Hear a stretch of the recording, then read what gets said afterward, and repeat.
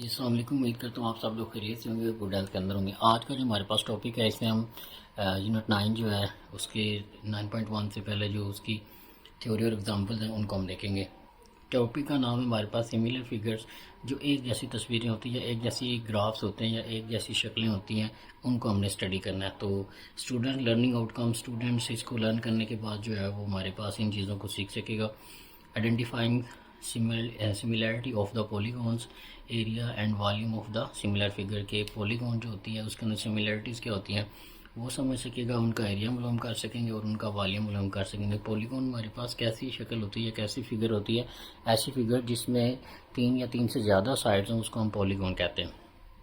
Solve problem using relationship between the area of similar figure, volume of the solids. तो जो similar figure की हमारे पास चीज़ें हैं उनका हम एरिया कैसे मालूम करते हैं या वॉल्यूम कैसे मालूम करते हैं ये देखेंगे। और उसके बाद इनका जो डेली लाइफ में हमारा इनका हमारी ज़िंदगी में इस्तेमाल है या यूजेज है उसके रिलेटेड हम इनको क्वेश्चंस को सॉल्व करेंगे। ठीक है, इसका यूज़ होता है आर्किटेक्चर, बिल्डिंग वगैरह बनाने में, आर्किटेक्चर स्ट्रक्चर बनाने में, फेंसिंग बाड़ वगैरह लगाने में, telling, painting and carpeting the room वगैरह में इसका इस्तेमाल होता है हमारी डेली लाइफ में। उसके बाद इसमें उन्होंने थोड़ा सा इंट्रोडक्शन दिया है कि सबसे पहले हमारे पास जो है जो कंसेप्ट है हमारे पास ये सिमिलर फिगर का, ये जो है यूक्लिडियन था, एक मैथमेटिशियन था, ठीक है, उसने हमें दिया था। ठीक है, और उसने इसको प्लेन ज्योमेट्री के अंदर चीज़ों को डिस्कस किया और फिर ये बताया कि ये वाली फिगर जो है इससे मुशाबत रखती है तो इसके सिमिलर है। जो चीज़ें जो एंगल इसके अंदर है वही इसके अंदर है तो इनको सिमिलर जो है फिगर हम इनको कह सकते हैं। इस तरह की चीज़ें इसमें डिस्कस की हुई। यहाँ पे हमारे पास रिमेंबर में 3 और more than 3 sided close figure is called polygon. तो पॉलीगॉन हमारे पास क्या होती है? क्लोज फिगर होती है। ऊपर मैं भूल गया, क्लोज फिगर होती है जिसकी 3 से ज़्यादा जो है साइड्स होती हैं उसको हम पॉलीगॉन कहते हैं। उसके बाद है सिमिलैरिटी ऑफ पॉलीगॉन।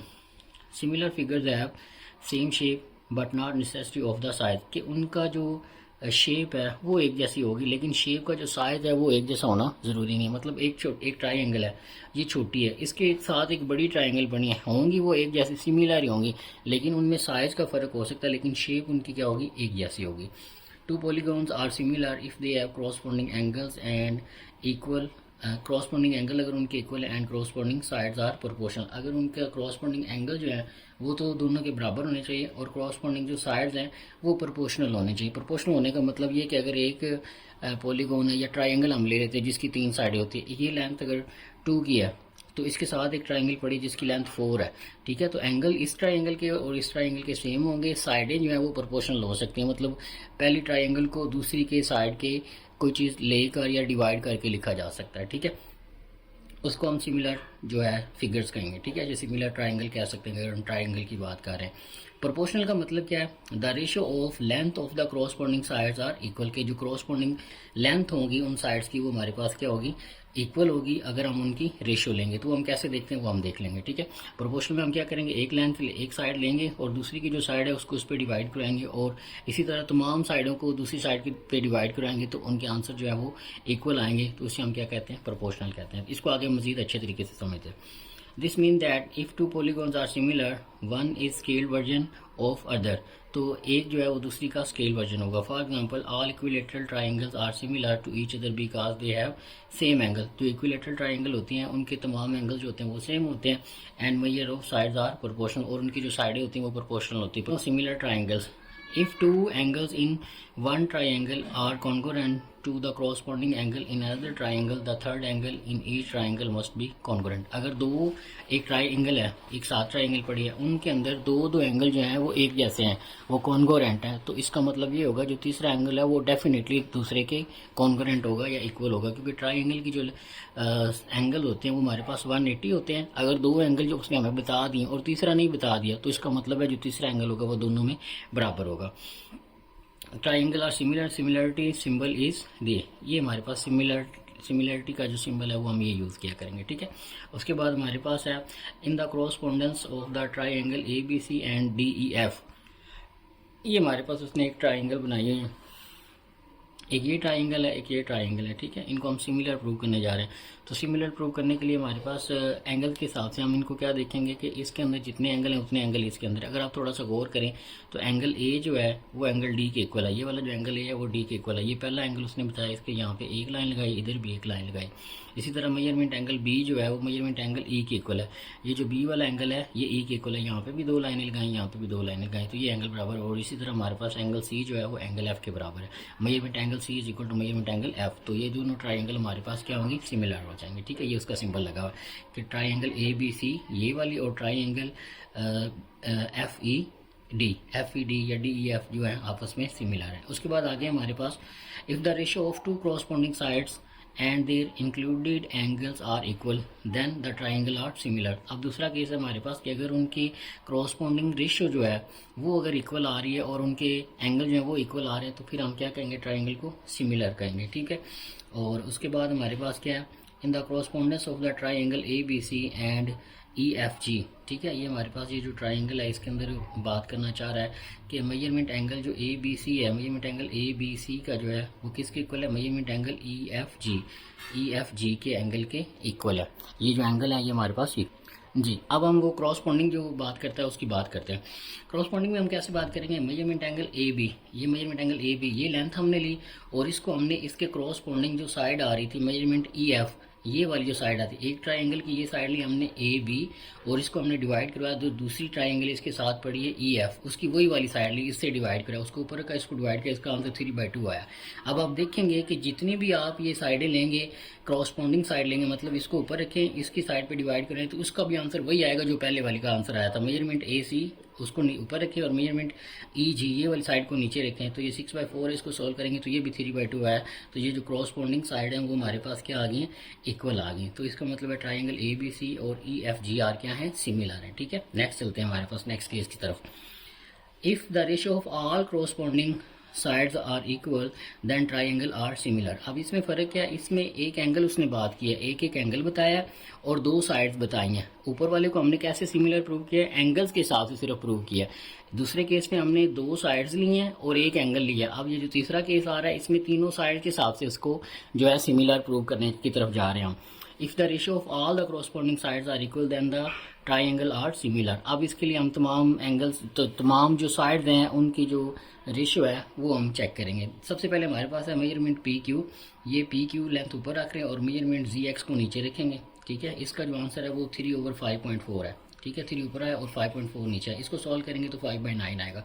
अब इसी तरह मेजरमेंट क्यू आर, ये हमारे पास है क्यू आर, ये लेंथ ऊपर रखी और मेजरमेंट एक्स और वाई इसको नीचे रखा, ठीक है। 6.5 ये आ जाएगी हमारे पास और नीचे हमारे पास क्या आ जाएगा, सॉरी जी एक्स जी वाई ले रहे हैं, जो सबसे लंबी, ये इधर से सबसे लंबी थी ना हमारे पास, आर क्यू आर ये सबसे लंबी, तो इधर भी हम सबसे लंबी ये वाली साइड लेंगे, ये वाली आएगी इसकी, ठीक है। जी ओवर एक्स आएगा, जी वाई आएगा, ये वाली जी वाई लेंगे, ठीक है। तो उसको 6.5 जो है वो ऊपर आ जाएगा और 11.5 जो है 7 है वो नीचे आ जाएगा। इसको सॉल्व करेंगे तो ये भी 5/9 आएगा। उसके बाद हमारे पास ये मेजरमेंट आर पी ये रह जाएगी और मेजरमेंट एक्स वाई जो है ये हमारे पास साइड रह जाएगी, ठीक है। तो इसको ऊपर रखेंगे, इसको नीचे रखेंगे, 4.5 ऊपर आ जाएगा, 8.1 नीचे आ जाएगा। इसको सॉल्व करेंगे तो वो भी 5/9 आएगा। तो दोनों ट्राइंगल्स के अंदर जो क्रॉसपॉन्डिंग साइड्स हैं उनकी जो रेशियो है वो हमारे पास क्या है, इक्वल है। तो इसका मतलब ये दोनों ट्राइंगल हमारे पास जो ट्राइंगल आर पी क्यू और जी एक्स वाई जो है ये दोनों ट्राइंगल हमारे पास क्या है, सिमिलर ट्राइंगल है, ठीक है। उसके बाद यहाँ पे उसने proportionality of the sides mean one side is k time of the corresponding side, ठीक है। प्रोपोर्शनैलिटी का मतलब ये कि उस साइड में से कोई चीज़ कॉमन लेके वो दूसरी साइड बन जाएगी हमेशा, ठीक है। जैसे हम कॉमन की बात करते हैं, ठीक है, एक चीज़ को हम दूसरे की शक्ल में जैसे लिखते हैं, ठीक है, तो उस तरह की बात कर रहे हैं प्रोपोर्शनैलिटी की। नेक्स्ट हमारे पास if one pair of the corresponding sides are parallel to each other, अगर हमारे पास एक शक्ल है, ठीक है, और उसका जो एक पेयर है वो आपस में दोनों क्या है, पैरेलल है एक दूसरे के, then the triangle so form, तो इस तरह से जो ट्राइंगल बनेगी in the figure are similar, तो इस तरह से जो ट्राइंगल बनेगी वो सिमिलर बनेगी। जैसा कि हमारे पास एक लेंथ उसने सी डी ली है और दूसरा ए बी लिया है, ए बी और सी डी आपस में क्या है, पैरेलल है, ठीक है। सी डी और ए बी आपस में पैरेलल है। अब इनसे जो हम फिग बनाएंगे, जो ट्राइंगल बनाएंगे वो हमारे पास क्या होंगी, सिमिलर होंगी। तो ये जब हम इसको इससे मिलाएंगे तो हमारे पास ये चीज़ गिवन में हमें खुद ही पता चल जाएंगी, ये हमें पहले दी हुई है। तो उसने in fig A B are parallel to the C D, तो ए बी सी डी के पैरेलल है, ये हमारे पास ए बी जो है वो सी डी लेंथ के बराबर है। उसके बाद यहाँ पे बताया हुआ है कि measurement angle A O B is equal to measurement angle C O D. तो measurement angle A O B पे जो बन रहा है सी ओ डी पे, मतलब ये वाला जो एंगल है ए ओ बी पे बन रहा है और एंगल सी ओ डी पे बन रहा है, वो दोनों आपस में क्या है, इक्वल है। और ये किस पोस्टुलेट से हम कह रहे हैं, vertically opposite angles are equal. तो ये जो एंगल बनेंगे ये वर्टिकली एंगल और ये आपस में क्या होंगे, इक्वल होंगे। उसके बाद measurement angle A is equal to measurement angle D. तो जो हमारे पास एंगल ए के ऊपर बन रहा है और एंगल डी के ऊपर बन रहा है वो भी क्या होंगे, सेम होंगे। और यहाँ पे पोस्टुलेट हम जो इस्तेमाल करेंगे वो है alternate angles of parallel lines, वो भी हमारे पास क्या होते हैं, इक्वल होते हैं। और इसी तरह मेजरमेंट एंगल बी जो है वो मेजरमेंट एंगल सी के इक्वल होगा। ये कहाँ से हम बात कर रहे हैं, अगर दो लाइनें हैं वो पैरेलल है और उनसे आप कोई ट्राइंगल या कोई फिग बनाते हैं तो उनके जो अल्टरनेट एंगल्स होंगे वो आपस में क्या होंगे, इक्वल होंगे। जैसे मेजरमेंट एंगल ए, इसके alternate angle measurement angle D है, ये आपस में बराबर होगा। मेजरमेंट एंगल बी और मेजरमेंट एंगल सी के ये जो है ये आपस में बराबर होंगे। नेक्स्ट हमारे पास हमने प्रूव करना है कि ये वाली ट्राइंगल और ये वाली ट्राइंगल दोनों क्या है, सिमिलर हैं। तो हम कौन सा पोस्टुलेट देते हैं, देखते हैं। Since all the corresponding angles are equal, ठीक है, हमारे पास जो भी एंगल है वो हमारे पास क्या है, इक्वल है। जैसे ये वाला एंगल इसके इक्वल है, ये वाला एंगल इसके इक्वल है और ये वाला एंगल जो है वो इसके इक्वल है। तो यहाँ पे हमारे पास ट्राइंगल ए ओ बी और triangle O D C, triangle A O B और ट्राइंगल डी ओ सी ये आपस में क्या है, सिमिलर आ गए हैं, ठीक है। उसके बाद यहाँ पे अब हम इसकी साइड्स को भी प्रूव कर सकते हैं, ठीक है।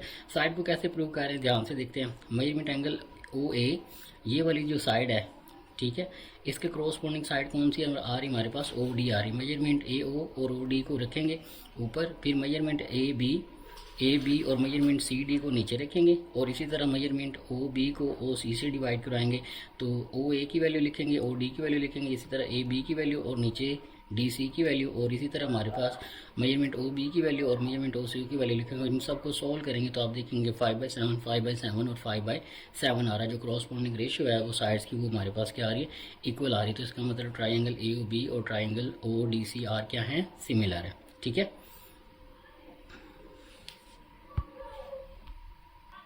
जी नेक्स्ट हमारे पास है example 2 in triangle X B C and triangle X D E find the value of X and Y.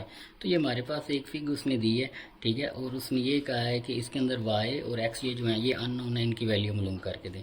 तो हमने इनकी वैल्यू मालूम करनी, हमें पता है जो रेशो होती है क्रॉसपोंडिंग साइड्स की वो आपस में इक्वल होती है, तो हम यही फार्मूला यहाँ पे इस्तेमाल करते हैं। तो क्रॉसपोंडिंग साइड को सबसे पहले लेते हैं, मेजरमेंट एक्स बी, ये जो हमारे पास एक्स बी है, ये वाली जो साइड है इसको एक्स डी से डिवाइड करवा दें, और इसी तरह जो हमारे पास मेजरमेंट बी सी है इसको आप डिवाइड करवा दें ई डी से, और इसी तरह हमारे पास जो एक्स सी या सी एक्स है इसको डिवाइड करवा दें एक्स ई से, ठीक है। तो ये सारी लेंथ दी हुई है, तो हम यहाँ पे ये 2/5 आ जाएगा, ये x/4 आ जाएगा, ये 1.8/2.7 आ जाएगा, ठीक है। ये हमारे पास दो साइड जो थी वो अननोन थी, तो हमने वहाँ पे जहाँ पे बी सी था वहाँ पे जहाँ पे हमारे पास बी सी था, ठीक है, तो ये हमारे पास बी सी था, इसकी जगह पे एक्स आ जाएगा, और एक्स डी ये वाला अननोन था, इसकी जगह पे वाई आ जाएगा। अब ये सारे आपस में बराबर हैं तो हमने इनकी वैल्यू मालूम करनी। तो सबसे पहले हम क्या कर सकते हैं, x/4 को आप इसके इक्वल लिखेंगे, तो इससे सोल्व करें, 4 इधर डिवाइड हो रहा है उधर जाके मल्टीप्लाई हो जाएगा, ठीक है, उधर जाके मल्टीप्लाई कर देंगे तो इसकी वैल्यू आ जाएगी 2.67 सेंटीमीटर, ठीक है। तो सारी लेंथ जो है सेंटीमीटर में थी तो इसके साथ भी सेंटीमीटर लगा देंगे।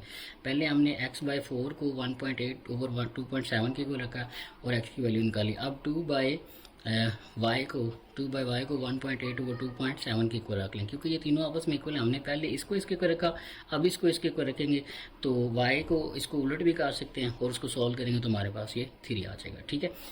सबसे पहले इसको उलट करेंगे तो 2.7 ऊपर चला जाएगा, 1.8 नीचे आ जाएगा, और 2 नीचे आ जाएगा, 2 डिवाइड हो रहा होगा, उधर जाके मल्टीप्लाई हो जाएगा। इसको सॉल्व करेंगे तो y की वैल्यू 3 सेंटीमीटर हमारे पास आ जाएगी। उसके बाद पहले हमने ट्राइंगल्स की बात की है, ट्राइंगल की फॉर्म की जो शक्लें थी, फिगर्स थी, उनको हमने देखा। अब हम जो देखते हैं सिमिलैरिटी इन क्वाड्रिलेटरल देखते हैं। क्वाड्रिलेटरल हमारे पास ऐसी पॉलीगॉन होती है जिसकी 4 साइडें होती हैं, और ट्राइंगल ऐसी पॉलीगॉन होती है जिसकी 3 साइडें होती हैं। पॉलीगॉन क्या होती है, ऐसी शक्ल ऐसी क्लोज शक्ल जिसकी 3 या 3 से ज़्यादा साइड्स हों और वो क्लोज हों, तो हमारे पास पॉलीगॉन होती है। तो ट्राइंगल हमारे पास पॉलीगॉन होती है जिसकी 3 साइडें होती हैं, और क्वाड्रिलेटरल ऐसी क्लोज हमारे पास शक्ल होती है जिसकी 4 साइडें होती हैं। तो अब हम पॉलीगॉन को देखते हैं।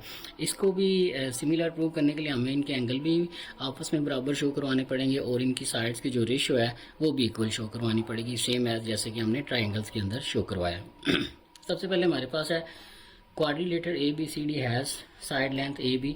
ठीक है, ये तमाम साइडें दी। ए बी हमारे पास 5 है, बी सी 8 सेंटीमीटर है, ए डी हमारे पास 12 सेंटीमीटर है, सी डी 10 है, और इसी तरह ये क्वाड्रिलेटर दी, इसके अंदर ई एफ जो है वो 10 है, ये ई एफ जो है वो हमारे पास 16 है, और ई एच जो है वो 24 है, और जी जो है एच है वो हमारे पास 20 है। तो सबसे पहले हम इसको एंगल्स के हिसाब से बात करते हैं, और तो सबसे पहले हम इसकी जो है एंगल्स हैं उनको पूरा करते हैं। जैसे ये एंगल 90 का, ये भी एंगल 90 का, बी के ऊपर 120 का एंगल बनना उन्होंने बताया, और डी के ऊपर एंगल जो क्या बन रहा है वो नहीं बताया। तो पहले डी के एंगल निकाल लेते हैं इस शक्ल के लिए। तो आपको पता है क्वाड्रिलेटर के अंदर जो होते हैं 4 ज़ाविये होते हैं, और वो 360 के इक्वल होते हैं। तो हमें एक एंगल नहीं पता, बाकी पता, तो हम क्या करते हैं 360 में से उन सब का सम माइनस करवा देंगे, तो हमारे पास जो मिसिंग साइड है उसका जो एंगल है वो आ जाएगा, और ये हमारे पास 60 के इक्वल बनेगा। इसी तरह हमारे पास अगर आप यहाँ पे गौर करें, ये 90 का दिया हुआ है, ई जो है हमारे पास 90 के ऊपर है, एफ के ऊपर 120 बन रहा है, और एच के ऊपर हमारे पास 60 डिग्री का एंगल बन रहा है, जी का नहीं पता। तो आप क्या करें 360 में से इसका एंगल और इसका एंगल माइनस कर दें, तो हमारे पास जी का एंगल आ जाएगा। तो 360 में से इन तीनों के एंगल हम माइनस करेंगे, तो वो फोर्थ एंगल जो हमारे पास जी के ऊपर बन रहा है वो 90 डिग्री का बन रहा है। अब यहाँ पे मज़े की बात यह है कि आपके पास सारे एंगल्स आ रहे हैं, और सारे जो एंगल यहाँ पे मिल रहा है वो इधर भी मिल रहा होगा। जैसे जो ए के ऊपर एंगल बन रहा है और ई के ऊपर एंगल बन रहा है वो 90 डिग्री का है। इसी तरह बी के ऊपर और एफ के ऊपर एंगल 120 का एंगल बन रहा है, सी के ऊपर और जी के ऊपर एंगल 90 डिग्री का बन रहा है, और डी और एच के ऊपर हमारे पास 60 डिग्री का एंगल बन रहा है। एक एंगल हमारे पास इस साइड का है और दूसरा इस साइड का है। ठीक है, उसके बाद हमारे पास अब हम इनकी साइड्स की रेशियो लेते हैं। सबसे पहले हम रेशियो लेते हैं ए बी की ई एफ से। तो ए बी की लेंथ 5 है और ई एफ की लेंथ हमारे पास 10 है, तो 5/10 करेंगे तो ये 1/2 आ जाएगा। उसके बाद हम रेशियो लेते हैं बी सी और एफ जी की। ठीक है, यहाँ पे हमारे पास रेशियो ले रहे हैं बी सी, ये हमारे पास जो बी सी, अब इसकी रेशियो हमारे पास क्या ले रहे हैं एफ जी से, इससे ले रहे हैं, तो 8/16 आ जाएगा। ठीक है, तो 8/16 आ जाएगा, ये 1/2 हो जाएगा। इसी तरह क्रॉसपोंडिंग साइड की हम रेशियो लेते जाएंगे।